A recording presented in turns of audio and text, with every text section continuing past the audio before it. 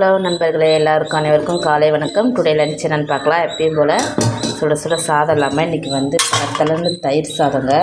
தயிர் சாதம் தானே அப்படின்னு அவ்வளோ சிம்பிளாக சொல்லிடாதீங்க. இதுக்கு ப்ராசஸ் எப்படி தெரியுமா?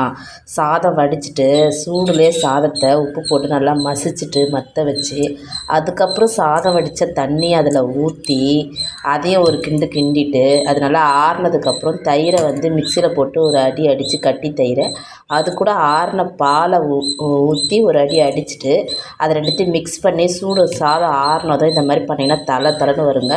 அப்போ தான் வந்து மதியம் சாப்பிட்றது கரெக்டாக இருக்கும். ஏன் பால் ஊற்றுறோம்னா, தயிர் ஊற்றினோம்னா நமக்கு புளிச்சிடும் மதியம் சாப்பிடும்போது. அதே பால் ஊற்றி நம்ம சாப்பிட்டோம்னா அந்த புளிப்பு கரெக்டாகிடும். அதுக்கப்புறம் நம்ம எப்பயும் போல் கருவேப்பிலை, கொத்தமல்லி, இஞ்சி, காஞ்ச மிளகா, கடுகு எல்லாம் போட்டு தாளிச்சிக்கலாம். நான் பச்சை மிளகா போல் காஞ்ச மிளகா போட்டு தாளித்தேன். பாருங்கள், இவ்வளோ சூப்பராக இருக்கும், டேஸ்ட்டாகவும் இருக்கும். அதுக்கு பொரியல் காம்பினேஷன் பார்த்திங்கன்னா கத்திரிக்காய் பொரியல் தாங்க. கத்திரிக்காய், உருளைக்கிழங்கு, ஊறுகாய் இருந்தால் கூட ஓகேவாக இருக்கும். நான் கத்திரிக்காய் பொரியல் பண்ணேன். பசங்களுக்கு இப்போ நான் பேக் பண்ண போகிறேன்.